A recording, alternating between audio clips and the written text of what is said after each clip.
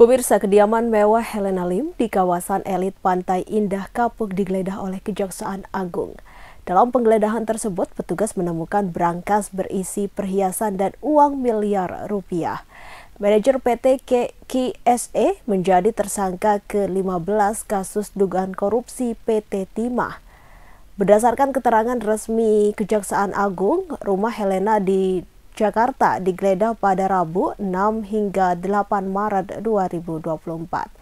Kejaksaan Agung menemukan sejumlah berkas dokumen serta tumpukan uang tunai total 10 miliar dan 2 juta dolar Singapura.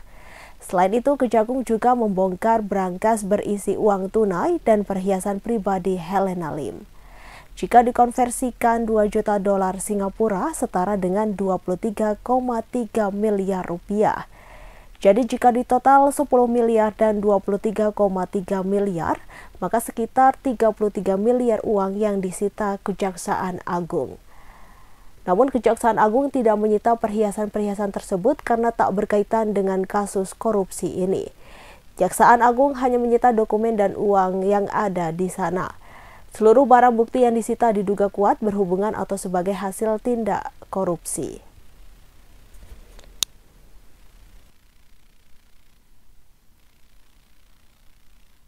Korupsi.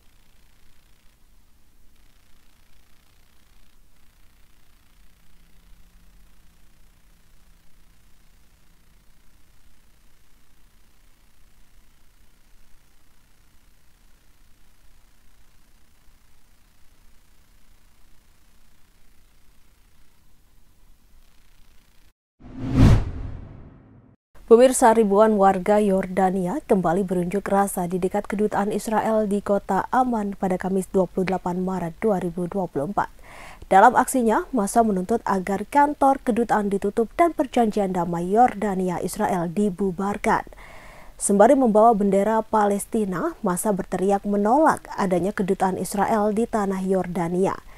Hal ini merupakan bentuk protes atas perang Gaza yang telah menewaskan lebih dari 30.000 orang. Warga juga menuntut diakhirinya perjanjian damai tahun 1994 yang menormalisasi hubungan dengan Israel. Perjanjian ini sebenarnya tidak begitu populer di kalangan warga Palestina, sebab normalisasi dianggap sebagai pengkhianatan terhadap hak-hak warga Palestina. Adapun aksi unjuk rasa ini telah digelar selama 5 hari berturut-turut dalam skala besar. Pihak berwenang Yordania telah mengizinkan warga berkumpul di dekat kedutaan Israel namun tidak mengizinkan adanya kericuhan. Namun, beberapa hari yang lalu terjadi bentrok antara warga dengan polisi Yordania. Sejumlah orang ditangkap dan polisi terpaksa menembakkan gas air mata untuk membubarkan aksi.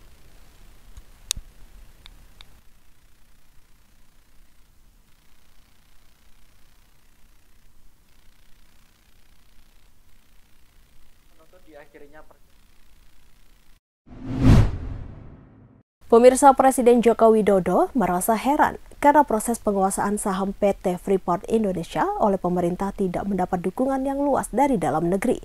Bahkan menurut Presiden Jokowi, sebagian pihak justru membuli penguasaan saham PT Freeport oleh pemerintah Indonesia.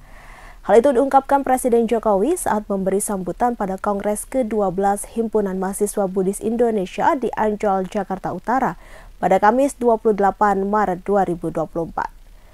Kepala negara kemudian menjelaskan bahwa penguasaan saham PT Freeport oleh pemerintah Indonesia juga berlangsung bertahap dan memerlukan waktu yang lama. Sebab sebelumnya Indonesia hanya memikirkan saham sebesar 9% di perusahaan tambang yang berada di Papua itu. Kemudian dengan sejumlah upaya dan negosiasi, pemerintah berhasil menguasai 51% saham. Artinya, Indonesia menjadi pemilik saham mayoritas di PT Freeport.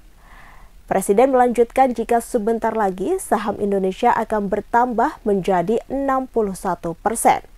Itu artinya begitu naik 61%, nantinya 80% akan masuk ke negara Indonesia.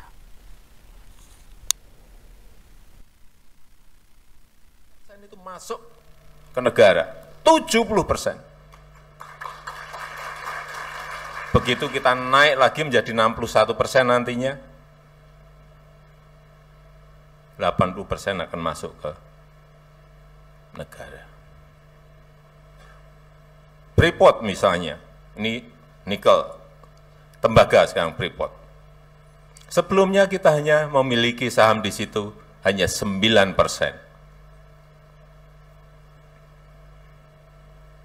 Kemudian kita ambil alih dengan negosiasi, sekarang sudah mayoritas menjadi 51%. Artinya Freeport itu bukan milik Amerika lagi, sudah milik Indonesia, milik negara kita. Jadi jangan punya ada bayangan di sini Freeport itu Amerika, sudah Indonesia. Sebentar lagi akan kita tambah menjadi 61% lagi. Dan pendapatan Freeport sekarang ini 70% itu masuk ke negara. 70%. Begitu kita naik lagi menjadi 61% nantinya, 80% akan masuk ke negara. Inilah proses-proses, tetapi untuk mendapatkan hal seperti itu, sekali lagi, tantangannya besar, tantangannya tidak mudah, butuh nyali, butuh keberanian. Kadang-kadang, ini kok di dalam negeri, kita ngambil alih seperti ini, nggak ada yang dukung, diem-diem saja, malah kadang sebagian membuli. Tapi saya sudah terbiasa dihina, difitnah, dicaci maki, diejek. Saya terus saja. Kalau saya yakini benar, saya akan terus.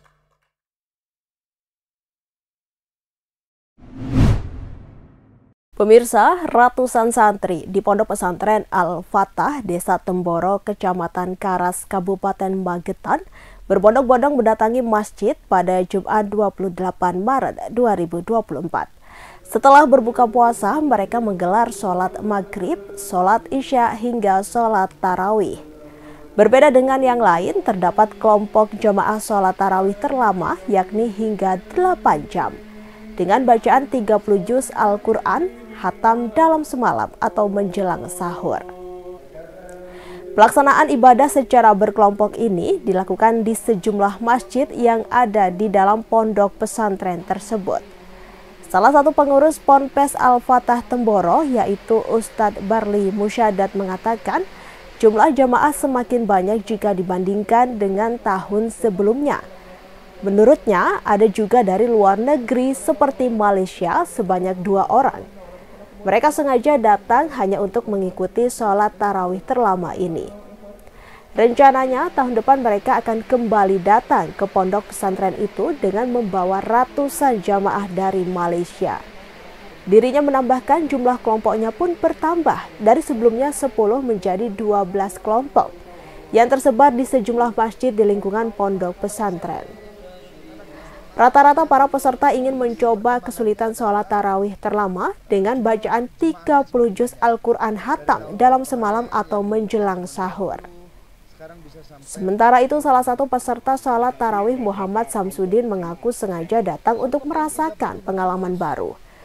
Sebagai informasi, tradisi sholat tarawih semalam suntuk ini sudah berlangsung lebih dari 10 tahun. Diawali dari kelompok kecil yang hanya diikuti beberapa jamaah saja, hingga akhirnya kini sudah ratusan jamaah yang ingin mengikuti salat tarawih dengan bacaan Al-Quran 30 juz. Kelompok yang 30 juz untuk tahun ini bertambah 2. Jadi biasanya tahun-tahun yang lalu ada 10 kelompok yang terdiri di berbagai macam tempat di pondok pesantren kita dan imamnya dari yang sudah hatam. Nah, tahun ini ada 12 kelompok. Tapi yang paling rame dan ada dari orang luar umum yang sini, yang di sini. Yang kelompok-kelompok lain hanya santri aja.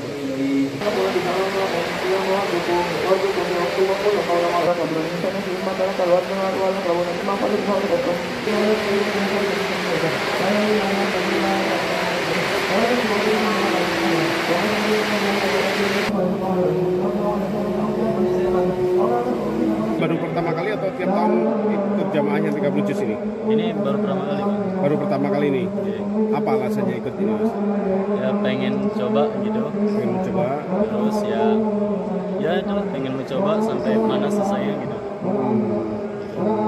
Ada persiapan khusus nggak untuk mengikuti 30 juz? Nggak ada, cuma yang penting ikhlas aja gitu. Ikhlas ya yang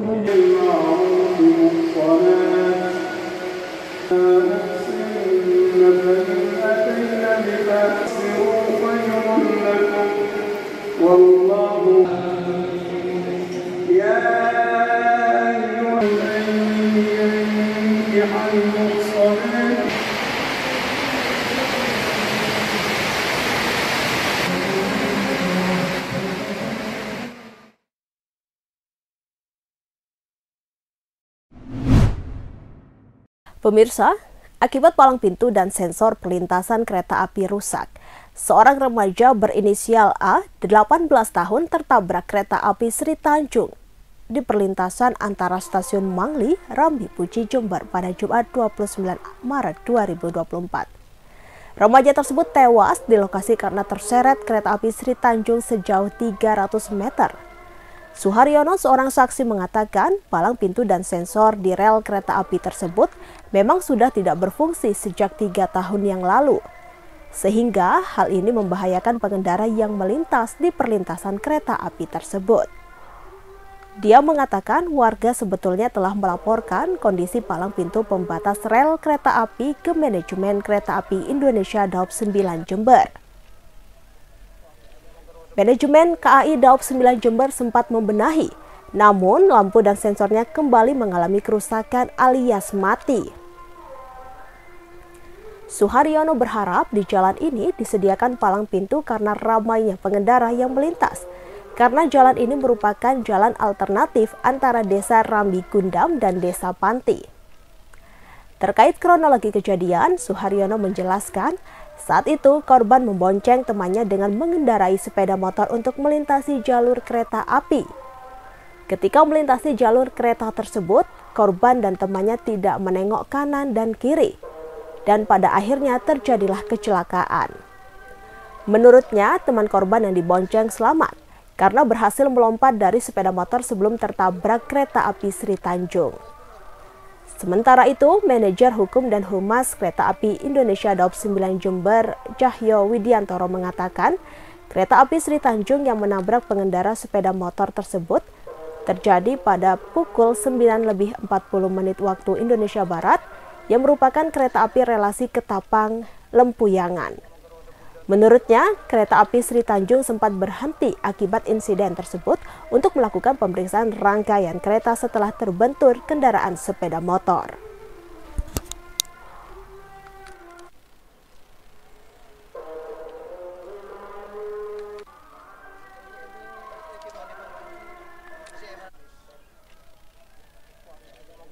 Mas, bisa dijelaskan kronologis dari kecelakaan ini gimana?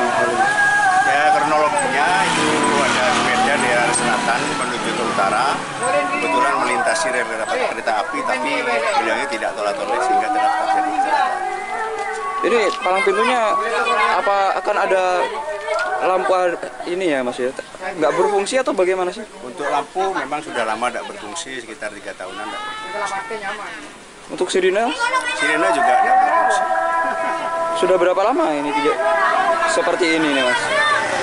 Ya, sudah 3 tahun lampu tidak hidup, lebih malah. Sudah pernah dilakukan laporan kepada... Sudah pernah laporan, hidup, tapi hidup lagi, tapi tidak lama lagi, mati lagi. Dari warga sendiri gimana nih, Mas? Ya, kalau keinginan warga sini, ya keinginannya ya ada palang pintu atau yang lebih aman biar tidak terjadi kejadian kayak gini. Pintu perlintasan ini tergolong ramai atau bagaimana ini, Mas? Ramai, Mas, karena di sini jalur alternatif antara Desa Rambi Gundam dan Panti. Siap, nama lengkap, Mas? Suharyono. Suharyono. Pemirsa, putra Yusril Ihza Mahendra, Yuri Kemal Fadlullah, ikut membacakan eksepsi atau bantahan terhadap gugatan mengenai dugaan kecurangan Pilpres 2024, Kamis 28 Maret 2024. Dalam eksepsinya, ia menyebut permohonan yang diajukan kubu Ganjar dan Anies sama sekali tidak berdasar. Yuri menyebut dalil kecurangan yang digaungkan kedua kubu hanya dalam bentuk narasi. Padahal narasi tidak bisa menjadi bukti hukum dalam sidang Mahkamah Konstitusi. Oleh karena itu, Yuri menilai permohonan yang diajukan kubu Ganjar dan Anies semestinya tidak dapat diterima. Dan berikut berita selengkapnya. Itu diringkas saja karena itu kan secara substansi sama dengan keterangan sebelumnya. Kita anggap itu sudah dibacakan. Baik, Yang Mulia. Kami langsung masuk kepada bagian kedua, eksepsi mengenai kompetisi. Mohon maaf. Permohonan kabur, halaman 31.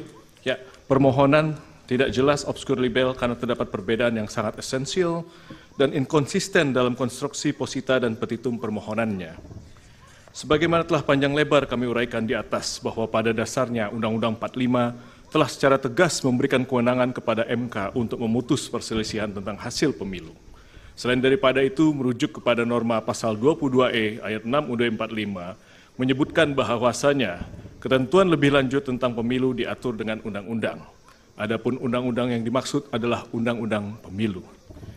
Kendati demikian, perlu harusnya digarisbawahi bahwa keberatan sebagaimana pasal 475 ayat 1 Undang-Undang Pemilu ada terdapat frasa hanya, yakni hanya terbatas pada hasil penghitungan suara yang memengaruhi penentuan terpilihnya paslon atau penentuan untuk dipilih kembali pada pemilu presiden dan wakil presiden. Bahwa sejalan dan senantiasa berpedoman kepada norma-norma yang berkenaan dengan kewenangan MK sebagaimana disebutkan di atas, kemudian melalui PMK nomor 4 tahun 2023, MK telah memberikan pedoman bagi tiap-tiap pasangan calon presiden dan wakil presiden yang merasa berkeberatan dengan jumlah hasil suara sah yang ditetapkan oleh KPU RI untuk dapat mengajukan suatu permohonan pembatalan atas penetapan hasil penghitungan perolehan suara oleh KPU RI dengan menggunakan formalitas dan sistematikanya yang ditentukan secara spesifik. Untuk selanjutnya tidak kami lanjutkan karena memang kami mengutip pasal 8 PMK nomor 4 nomor tahun 2023.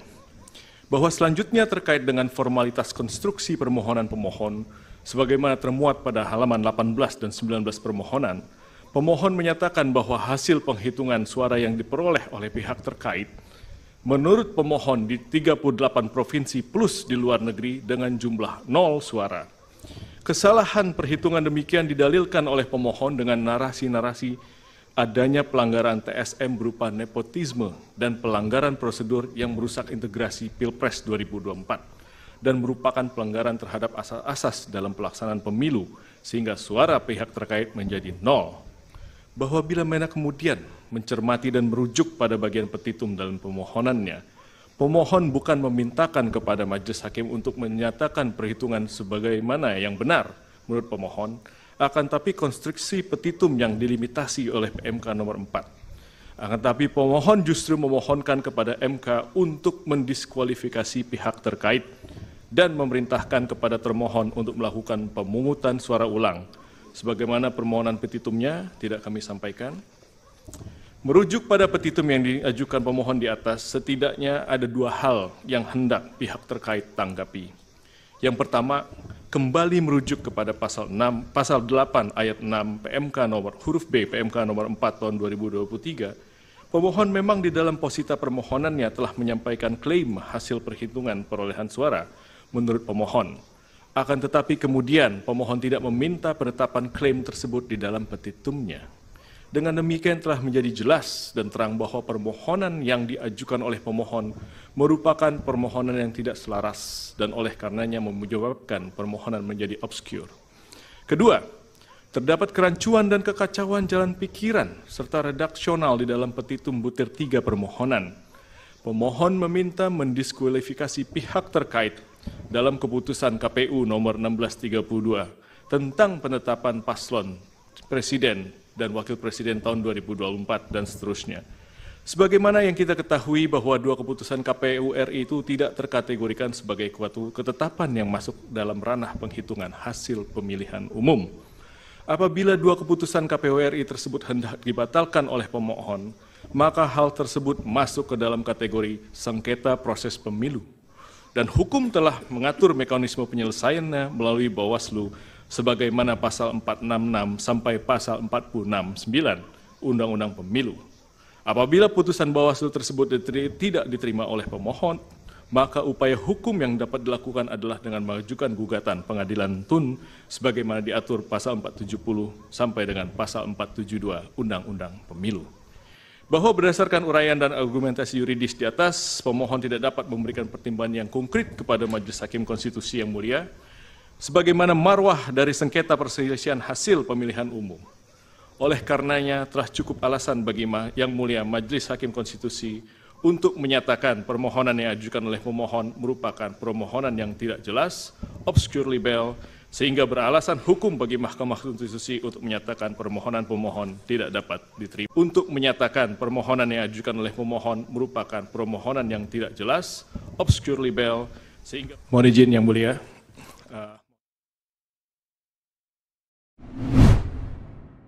Anak selebgram asal Malang, Emi Agnia Punjabi, menjadi korban kekerasan oleh pengasuhnya. Diketahui peristiwa itu dibagikan oleh Emi melalui akun Instagram pribadinya. Dalam unggahan tersebut dirinya dengan nada marah meminta kepada semua untuk membantu mereport kisah pilu anaknya yang dianiaya oleh susternya berinisial I. Dalam unggahan tersebut, Emi menyertakan foto putrinya yang berinisial J, 3,5 tahun, dalam keadaan lebam di bagian mata serta luka di bagian telinganya. Dirinya juga menyertakan tangkapan layar isi chat pengasuh anaknya yang menjadi pelaku penganiayaan. Dalam postingan itu juga meminta aparat kepolisian segera bertindak dan berharap penganiayaan yang dialami putrinya segera diproses secara adil. Pada Sabtu 30 Maret 2024, Surya Malang mencoba mengkonfirmasi langsung kepada Kapolresta Malang Kota, Kombes Pol Budi Hermanto. Kombes Budi menerangkan bahwa kasus penganiayaan itu sudah ditangani oleh unit PPA Satreskrim Polresta Malang Kota. Sementara itu, Kasat Reskrim Polresta Malang Kota, Kompol Danang Yudanto juga membenarkan hal tersebut. Pelaku telah diamankan dan masih proses pemeriksaan. Pelaku diketahui berinisial IPS berusia 27 tahun.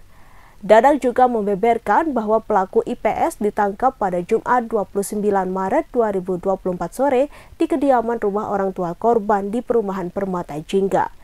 Penangkapan IPS dilakukan setelah pihak kepolisian mendapatkan aduan melalui telepon dari orang tua korban yakni Emi Agnia Punjabi. Ketika itu, Emi sedang berada di Jakarta dan berencana pulang ke Malang. Dalam perjalanan, Emi menelpon pihak kepolisian dan mengadukan perbuatan IPS. Petugas langsung menuju ke tempat kejadian perkara untuk mengecek langsung TKP dan mengamankan pelaku.